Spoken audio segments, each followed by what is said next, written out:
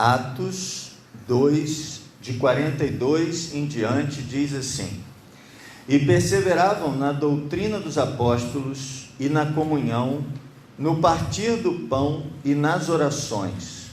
Em cada alma havia temor, e muitos prodígios e sinais eram feitos por intermédio dos apóstolos. Todos os que creram estavam juntos e tinham tudo em comum. Vendiam as suas propriedades e bens, distribuindo o produto entre todos, à medida que alguém tinha necessidade. Diariamente perseveravam unânimes no templo, partiam pão de casa em casa e tomavam as suas refeições com alegria e singeleza de coração, louvando a Deus e contando com a simpatia de todo o povo. Enquanto isso, acrescentava-lhes o Senhor dia a dia os que iam sendo salvos. Que Deus nos abençoe através da sua palavra que foi lida aos nossos corações e da interpretação dessa palavra para a nossa vida, para a vida que nós estamos vivendo nesse tempo chamado hoje. Amados, eu quero iniciar essa mensagem lembrando aos irmãos, talvez alguns já conheçam, e aquele que porventura não conhecer, não tiver lido ainda esse comentário que eu vou fazer, pastor Rick Warren, no seu livro Uma Igreja com Propósitos, ele diz o seguinte: a pergunta errada que a maioria das igrejas e dos crentes fazem: o que fará a nossa igreja crescer? Muitos livros têm sido escritos ensinando igrejas a crescer. Muitos manuais de crescimento de igreja têm sido escritos. Muitos métodos para crescimento de igreja têm sido elaborados. Muitas estratégias de crescimento de igreja têm sido elaborados, porque as pessoas fazem essa pergunta: o que fará a minha igreja crescer? Tem igreja que pensa no seu crescimento a partir do estudo sério da palavra. Estudar seriamente a palavra é uma coisa importante, mas nós não temos que olhar para o estudo da palavra como uma maneira de crescer a igreja. Muitas igrejas pensam no ministério de louvor, num trabalho forte com cânticos, com música, para fazer a igreja crescer dessa forma. Música é muito importante para a vida da igreja. Música é uma coisa muito boa para nós. Nós vamos ver, inclusive, esses dois assuntos na mensagem de hoje, porque o texto fala sobre eles. É muito importante o louvor, a adoração do povo, mas não como maneira de fazer a igreja crescer. Essa é a pergunta errada: o que fará a nossa igreja crescer? A pergunta certa, segundo o pastor Rick Warren, com quem eu concordo nisso, a pergunta certa é: o que está impedindo o crescimento de nossa igreja? Veja a grande diferença entre as duas perguntas. Quando eu pergunto o que fará a nossa igreja crescer, eu entendo que o crescimento da igreja é algo que eu precise promover, precise fazer. Quando eu penso no o que está impedindo a minha igreja de crescer, eu penso na minha responsabilidade em não atrapalhar o crescimento que Deus quer dar à igreja. O apóstolo Paulo, escrevendo aos Coríntios, ele diz: eu plantei, Apolo regou, mas é Deus quem dá o crescimento. O crescimento da igreja não vem de estratégia humana. O crescimento da igreja não vem pela ação humana. O crescimento da igreja vem pela ação de Deus. E Deus quer que a igreja cresça. Se a igreja estiver saudável, se a igreja estiver fazendo aquilo que ela tem que fazer, se a igreja não tiver nenhum impedimento, ela vai crescer. Você não precisa fazer nada para a criança crescer. A criança nasceu, é natural que ela cresça. Mas por que algumas crianças não crescem o tanto que poderiam? Porque alguma coisa pode estar atrapalhando. Pode haver alguma enfermidade, pode haver alguma falta de vitaminas, de proteínas, alguma carência de algum alimento, pode haver algum problema. Se tiver algum problema, impede o crescimento natural da criança. Quando uma árvore nasce, você não precisa fazer nada para ela crescer. É natural que ela cresça até o tamanho que é natural ela crescer. O que você tem que fazer para a árvore crescer? Apenas tirar aquilo que possa impedir. Corrigir alguma pobreza do solo, limpar o mato em volta, deixar que ela tenha as condições naturais de saúde para que ela possa crescer. A igreja é desse jeito. Crescimento para a igreja é natural. Por quê? Porque ele vem de Deus. É o que a palavra nos ensina. É Deus quem dá o crescimento. Ah, o pastor fulano fez a igreja crescer. A menos que aquela igreja seja uma organização humana, não vai ser o ser humano que vai fazer crescer. Infelizmente, a gente sabe que tem muita igreja que tem o nome de igreja e que cresce pela força humana, pelo intelecto humano.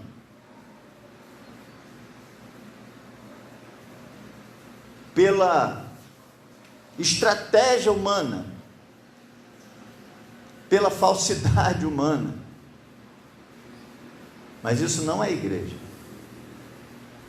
Porque a igreja de verdade, a igreja de Cristo, seu crescimento vem de Deus. E é isso que nós vamos ver. Eu quero chamar a sua atenção para essa igreja que nós estamos estudando, a igreja do livro de Atos dos Apóstolos. Uma igreja que transformou o mundo. Uma igreja que fez diferença no mundo inteiro. Imagine, irmãos, essa situação. Se não existisse mais nenhuma igreja cristã em todo o mundo, apenas a nossa. Consegue imaginar isso? Pense nas igrejas que você conhece. Se em algum momento, por alguma razão, elas deixassem de existir, e se a obra de Cristo na terra dependesse exclusivamente da nossa igreja.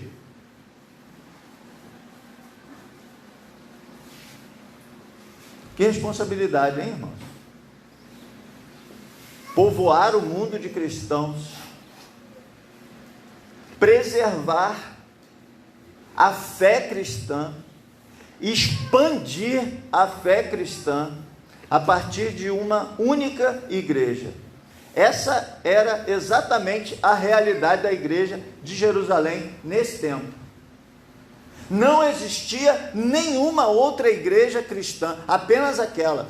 Tudo dependia da ação de Deus naquela igreja. E o que aconteceu? Aquela igreja avançou. Aquela igreja transformou o mundo. Aqui atrás de mim tem um quadro: Viva o poder de transformar. Aquela igreja viveu o poder de transformar. Aquela igreja transformou a vida de todas as pessoas no mundo. Que igreja extraordinária aquela igreja. Que crescimento extraordinário o daquela igreja. Que desenvolvimento do reino de Deus através daquela igreja. Então é uma igreja que merece ser estudada. É uma igreja que merece ser conhecida. Porque ali naquela igreja O que Deus realizou foi extraordinário. E amados, em nome de Jesus, nós queremos que Deus realize essa obra aqui no meio de nós. Amém? Eu vejo, às vezes, alguém orar assim: Deus abençoe nossa igreja, não para que a gente cresça em número, mas em espiritualidade. Por favor, irmão, não ore desse jeito. Porque a qualidade também se reflete através dos números. Todo programa de gestão de qualidade leva em consideração números. Números não são uma coisa ruim. O crescimento numérico da igreja é importante. É para isso que nós estamos aqui, para fazermos crescer o reino de Deus. Eles não são a única coisa, não são a nossa meta, mas são um excelente indicador sobre o trabalho que nós estamos fazendo. Números indicam o resultado daquilo que está sendo feito. Se os números não estiverem bons, alguma coisa está impedindo esse crescimento. Eu gostaria que você agora pensasse assim: bom, a gente já pensou na nossa igreja, se ela fosse a única, beleza? Nós já pensamos sobre a igreja de Jerusalém, que era a única, e o trabalho que eles fizeram. Agora eu quero que você pense em você. Sabe por quê, irmãos? Pode ser que você esteja impedindo. E isso é muito sério, porque quando eu olhei para essa mensagem, eu olhei com temor e tremor. Será que sou eu que estou impedindo o crescimento dessa igreja? Mas eu gostaria de transmitir para você esse mesmo terror, essa mesma gravidade. Será que é você quem está impedindo o crescimento desta igreja?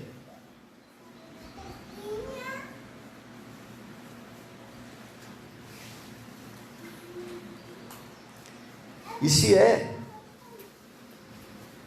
esse texto vai nos mostrar. Porque aí,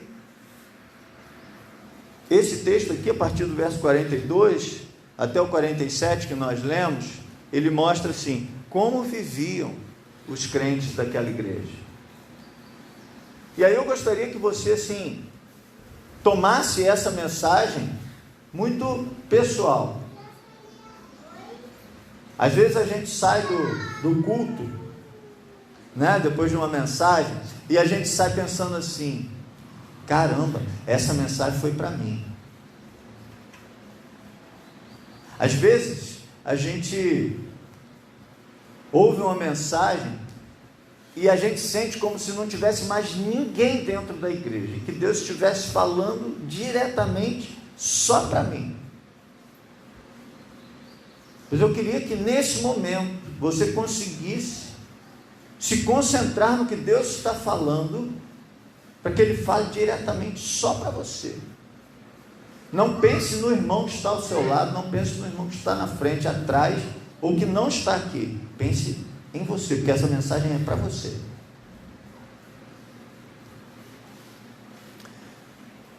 Perseveravam, verso 42, perseveravam na doutrina dos apóstolos. Então a primeira coisa que impede o crescimento de uma igreja, doutrina que não é doutrina dos apóstolos. O que é a doutrina dos apóstolos? Naquele tempo eram aqueles 12 homens, os apóstolos, Pedro, João, Tiago, Bartolomeu, aqueles 12 homens, Matias, aqueles 12 homens, eles detinham a doutrina dos apóstolos, porque eles foram testemunhas oculares do que Jesus fez, do que Jesus ensinou. Então, eles eram os responsáveis por disseminar essa doutrina. É a doutrina que os apóstolos ensinavam. Essa era a autoridade. Bom, mas hoje nós não temos mais os apóstolos. Então, tem igreja que persevera na doutrina do pastor. Pois, irmãos, isso está errado. Não é perseverar na doutrina do pastor, é perseverar na doutrina dos apóstolos. Quem são os apóstolos? Os mesmos. Aqueles mesmos apóstolos. Depois aqui acrescentou-se apenas um, que veio fora de tempo. Ele mesmo falou: eu vim fora do tempo. Apenas um, o apóstolo Paulo. Então a doutrina dos apóstolos era a doutrina daqueles 12, mais o apóstolo Paulo. Ponto final, acabou. Último escrito da doutrina dos apóstolos, livro de Apocalipse, década de 90 do primeiro século, João escrevendo na ilha de Patmos.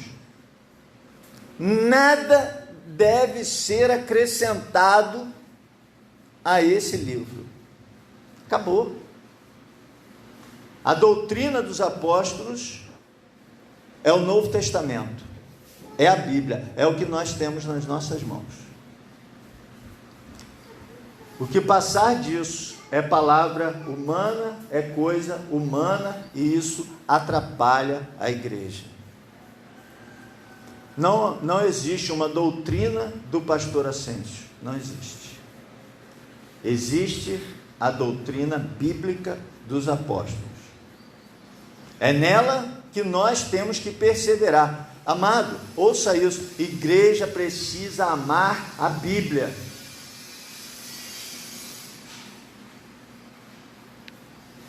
Continuando, perseveravam na doutrina dos apóstolos e na comunhão. Igreja precisa de comunhão. Aquela igreja vivia a comunhão. O texto vai desenvolver melhor essa comunhão, então não vou investir muito tempo agora em falar, mas só quero que você guarde isso. Comunhão é importante para a igreja. E aí ele vai dizer, olha, comunhão no partir do pão e nas orações. A igreja tinha comunhão. Comunhão vem da palavra comum. Da palavra comum. A irmã Mary e a irmã Elaine têm uma coisa em comum: as duas são mulheres. Outras muitas coisas em comum também, mas essa em comum.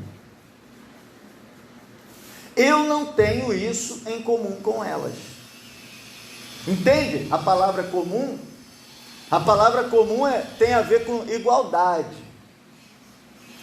Não é comum no sentido de sem valor. É comum no sentido de identidade, igualdade. Ok? Então a igreja possui comunhão, possui identidade, possui igualdade. Verso 43, em cada alma havia temor. E esse ponto aqui é muito especial para a nossa reflexão. Me preocupa muito a falta de temor de muita gente na igreja. Digo na igreja assim, de forma geral, parece que perdeu totalmente o temor. Amado do Senhor,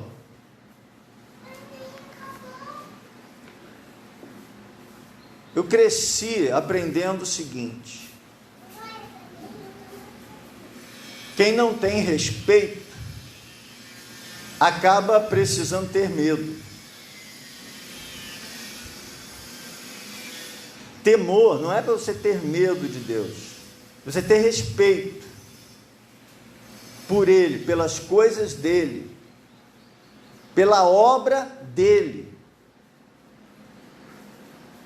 O que você diria de alguém que usa o tempo que é de Deus para as suas coisas? O que você diria de uma pessoa que usa o recurso que é de Deus para as suas coisas? O que você diria de uma pessoa que usa os talentos que devem ser usados para Deus para as suas coisas? Eu diria, isso é falta de temor.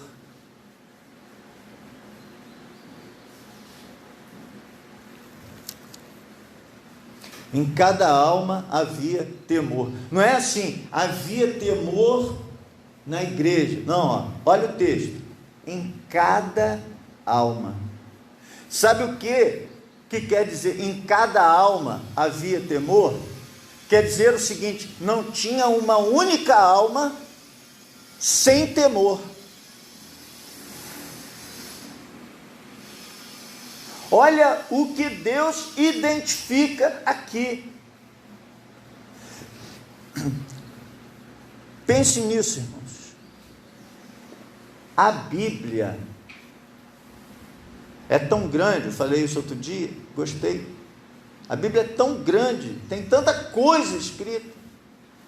Mas ouça o seguinte, ela é só um resumo. Deus, para escrever esse livrão aqui, Ele resumiu, porque se todas as coisas que Jesus falou e fez fossem escritas, nem todos os livros do mundo seriam capazes de conter tanta coisa. Então ele resumiu muito para caber tudo aqui. Então cada palavra tem sua importância. Então quando ele diz assim, cada alma havia temor, ele está dizendo o seguinte: se houver uma alma sem temor dentro da igreja, impede o crescimento da igreja.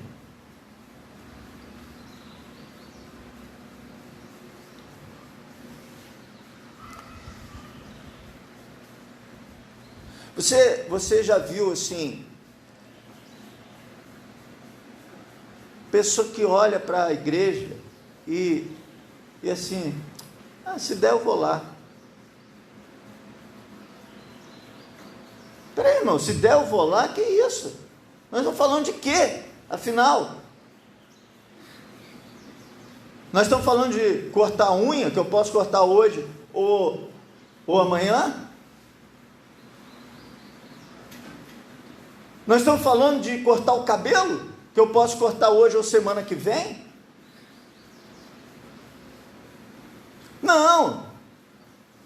Nós estamos falando de estar com Deus. Nós estamos falando da obra de Deus, da igreja de Deus.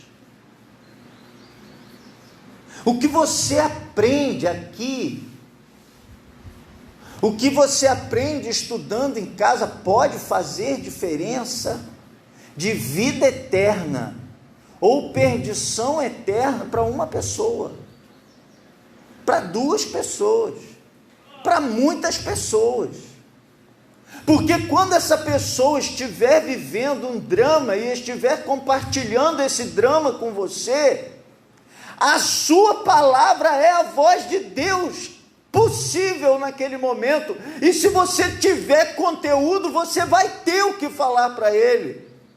Pensa na gravidade de deixar para lá, pensa na gravidade de não ler, de não buscar, de não ouvir sobre a palavra de Deus.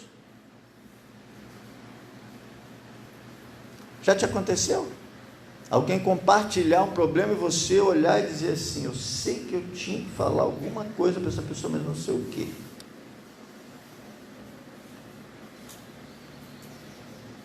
E aí você não fala nada. Ou senão você fala uma tamanha bobagem. E ao invés de abrir o caminho para Deus, você fecha a porta e impede aquela alma de ouvir a palavra de Deus.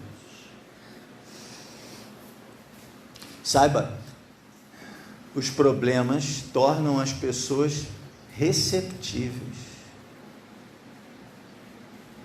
São oportunidades. E às vezes você ouve os problemas das pessoas, não tem conteúdo. Não tem porque não buscou. Não tem porque não tem temor.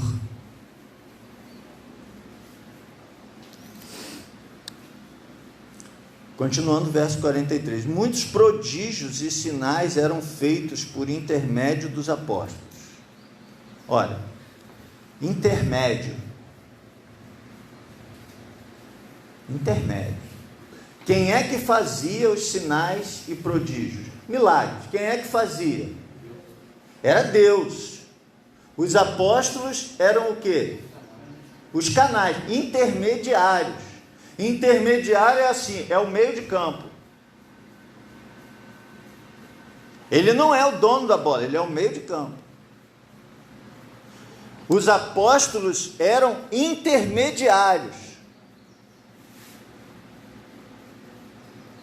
entre Deus, que fazia os milagres, e quem precisava, e o destinatário do milagre. Eles eram o intermediário. Amado, você já foi intermediário de algum milagre de Deus na vida de alguém? Porque a gente conta muito de milagre de Deus na nossa vida. Às vezes a gente ouve testemunho, né? Eu recebi um milagre. Mas eu quero perguntar a você, você poderia dar um testemunho sobre algum milagre que aconteceu na vida de outra pessoa e que você foi intermediário?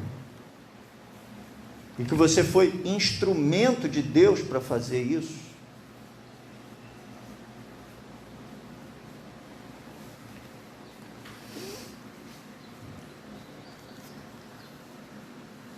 Aqui nessa igreja aconteceram muitos milagres. Eu sou testemunha de alguns milagres que aconteceram nesta igreja, por intermédio desta igreja. Não vou citar nomes, mas você deve se lembrar também de milagres que nós conhecemos, que aconteceram por intermédio da igreja.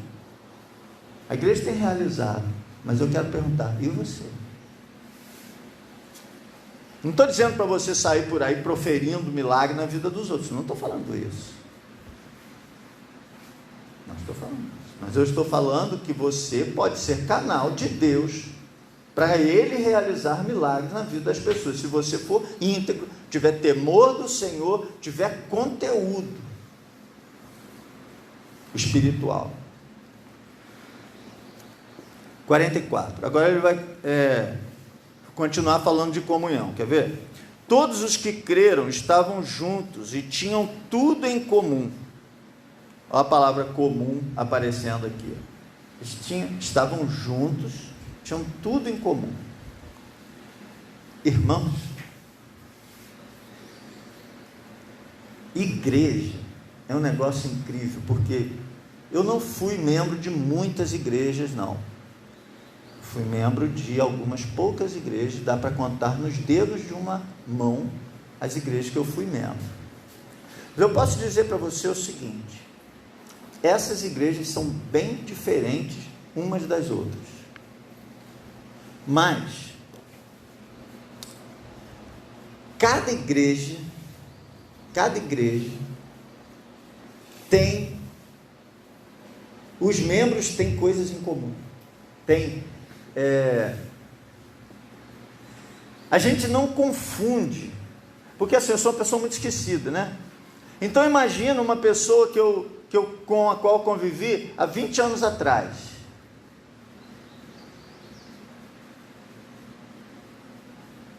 Eu posso até esquecer o nome dessa pessoa, mas eu não esqueço a igreja. Sabe por quê? Porque a igreja deixa um jeitão na gente. E a gente deixa um jeitão na igreja. Percebe? A igreja tem características relacionadas aos seus membros. E os membros têm características relacionadas à sua igreja.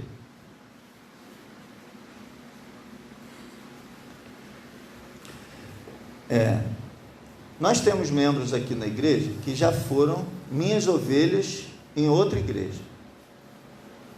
Um dia, pergunta para eles se esse pastor Ascencio aqui é o mesmo de lá. Não é.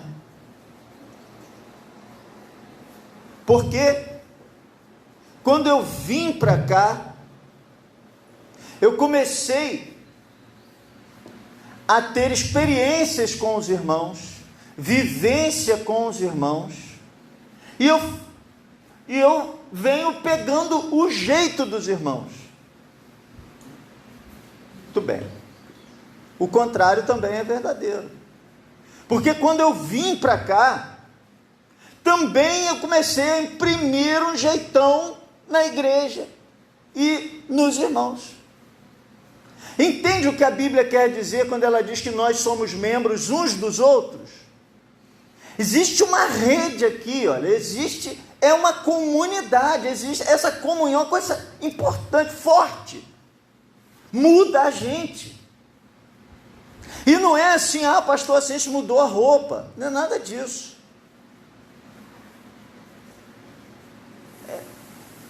É mais profundo, irmãos, é na raiz. Verso 45, vendiam as suas propriedades e bens,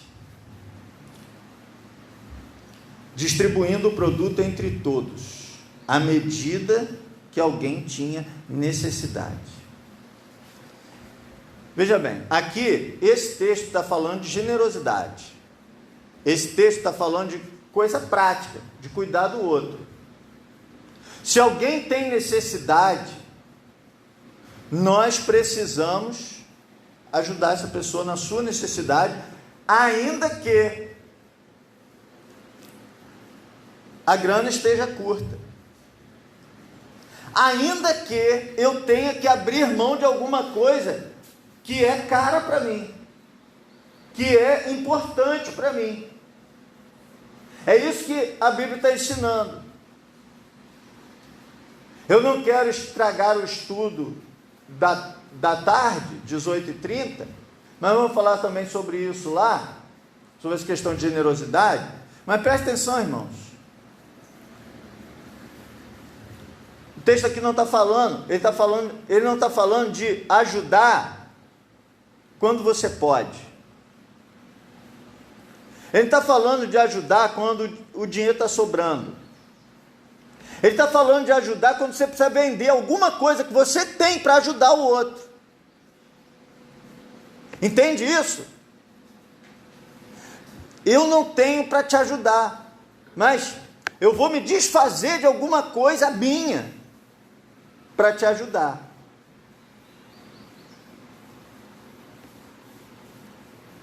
É grave isso, é profundo, é forte. Eu desejo muito conseguir ajudar você a alcançar isso. Ele não diz assim, todos os que creram, estavam juntos, tinham tudo em comum e ajudavam uns aos outros quando alguém tinha necessidade. Não, o texto está falando mais. O texto está falando assim, eles ajudavam uns aos outros quando tinha necessidade, vendendo o que tinham.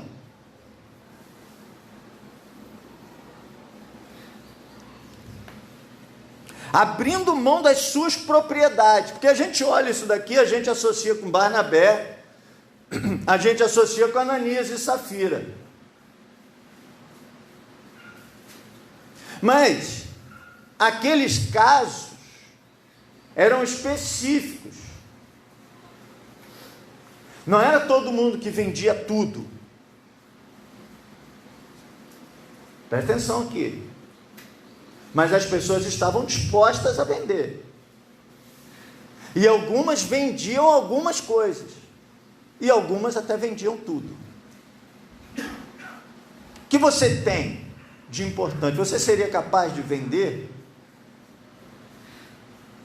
para ajudar alguém que está precisando? É isso aí. 46. Diariamente perseveravam unânimes no templo, partiam pão de casa em casa, tomavam as suas refeições com alegria e singeleza de coração. Então, as pessoas tinham esse nível de comunhão, se reuniam. Hoje, não é da nossa prática se reunir no templo todos os dias. Mas, nós não podemos perder essa intenção de ter um tempo para Deus todos os dias. Tá bom, a gente pode até não sair de casa, se arrumar e vir aqui, ok?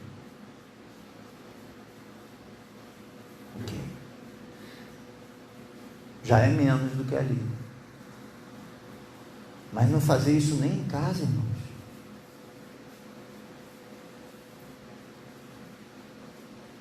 Como é que é você na sua casa segunda-feira, irmão? Como é que é você com Deus segunda-feira? Amanhã, o que você vai fazer com Deus amanhã?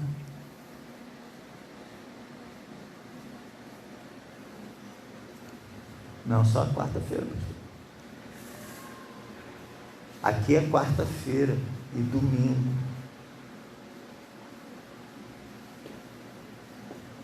Todo dia. Todo dia é dia de cultuar a Deus.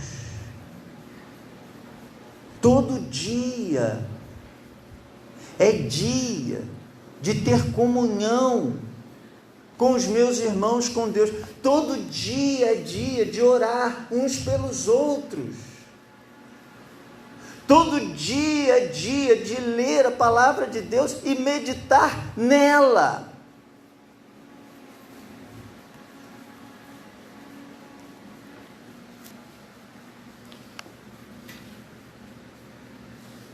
Verso 47.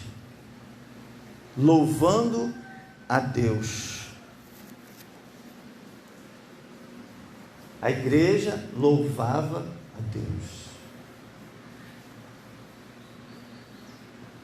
A igreja tinha prazer em louvar a Deus.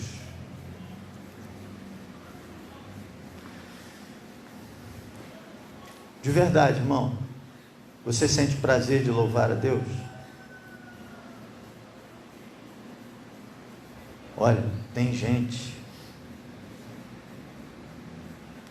que na hora do louvor, a gente diz assim, né? Hora do louvor, parece que está no funeral.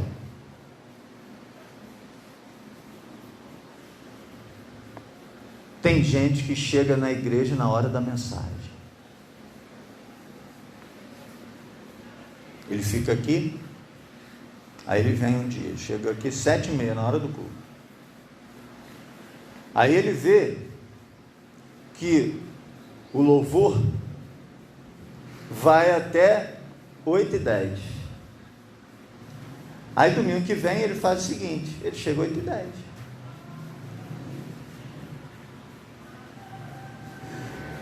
Vou perguntar uma coisa a você. Você acha que eu gosto disso? Você acha que eu me sinto feliz por isso? negativo, me sinto triste.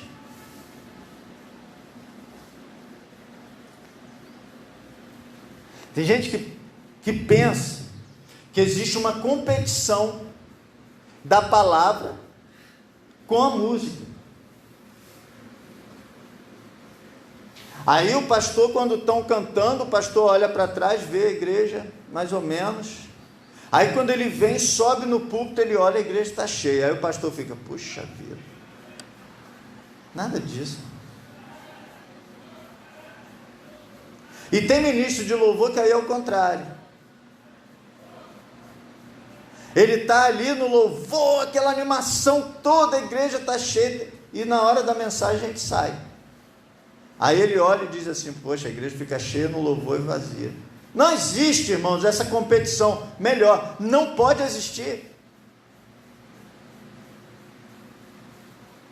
São duas coisas, são várias na verdade, mas essas duas coisas são igualmente importantes. A palavra de Deus está mostrando isso para a gente. Se a gente priorizar uma em detrimento da outra, a igreja não funciona, não tem saúde, não tem equilíbrio.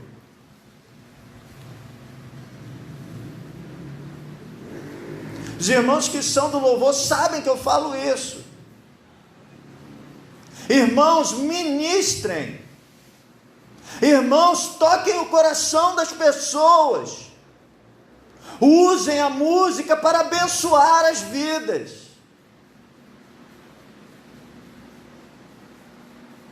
Eu já vi gente dizendo assim, poxa, a pessoa tem que decidir se ela vai cantar ou falar, porque está a música tocando e a pessoa está falando. O que é isso, irmãos? Quem falou que são duas coisas distintas e separadas? Coexistem.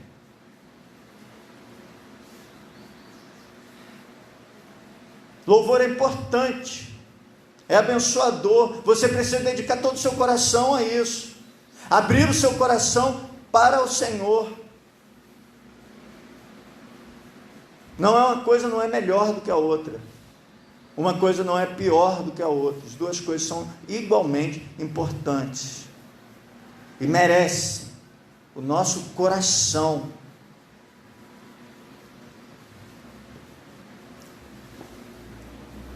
Eu sempre me recusei a ser aquele pastor que fica ali, imóvel, enquanto o período de louvor está acontecendo. Sempre me recusei a isso. Respeito quem faz, mas eu me recuso.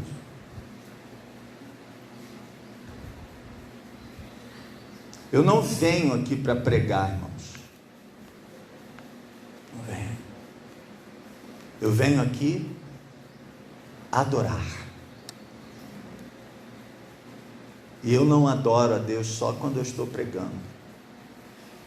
Eu adoro a Deus quando estamos louvando a Deus. Eu adoro a Deus quando estamos orando a Deus.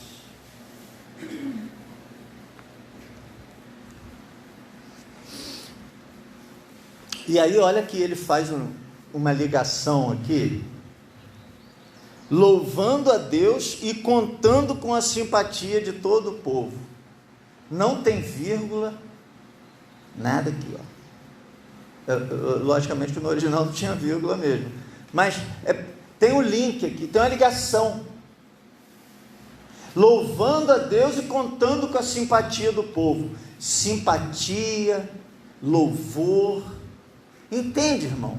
O louvor a Deus tem que ser uma coisa assim, espontânea, tem que ser uma coisa alegre, tem que ser algo.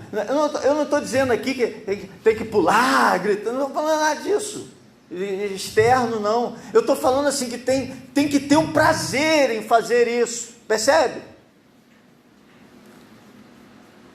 Tem que ter prazer em louvar ao Senhor, em glorificar o nome do Senhor. Tem que ter prazer nisso, tem que ter alegria nisso,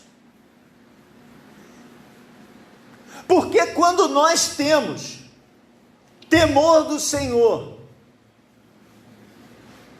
quando a gente tem alegria no louvor ao Senhor, e quando a gente tem fundamentação bíblica, doutrina dos apóstolos, a igreja cai na simpatia do povo.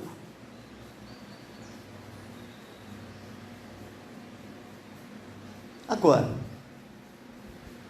se falta isso, a pessoa que convive com você lá no dia a dia não vê temor no Senhor.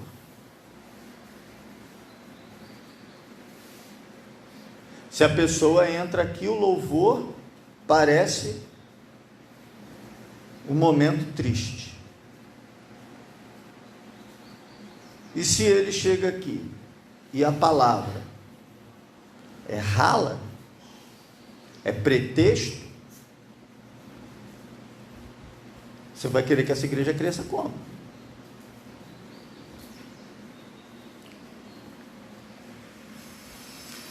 E aí o texto termina assim, ó. Enquanto tudo isso acontecia, acrescentava-lhes o Senhor, dia a dia, os que iam sendo salvos. Sabe o que acontece? O Senhor está ali na porta,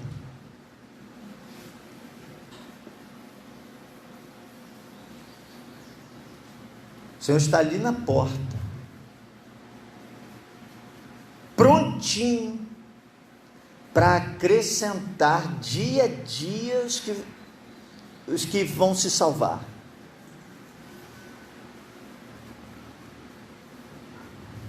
Só que ele está sendo impedido.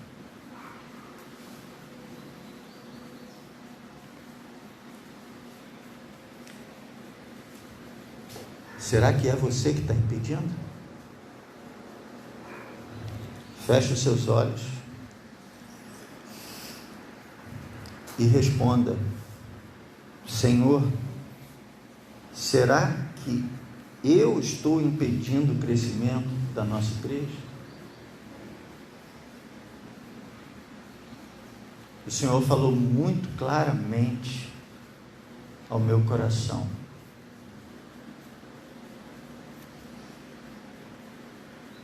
Então, Senhor, me perdoa.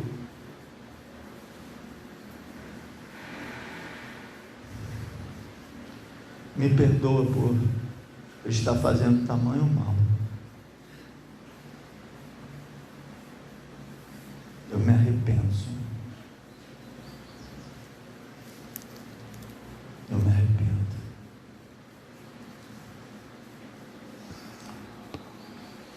E eu quero mudar. E eu quero fazer diferente. E eu quero viver como os crentes da igreja de Jerusalém. E quero testemunhar dia a dia o Senhor acrescentando à igreja aqueles que hão de se salvar. Receba a minha oração, a minha decisão, em nome de Jesus.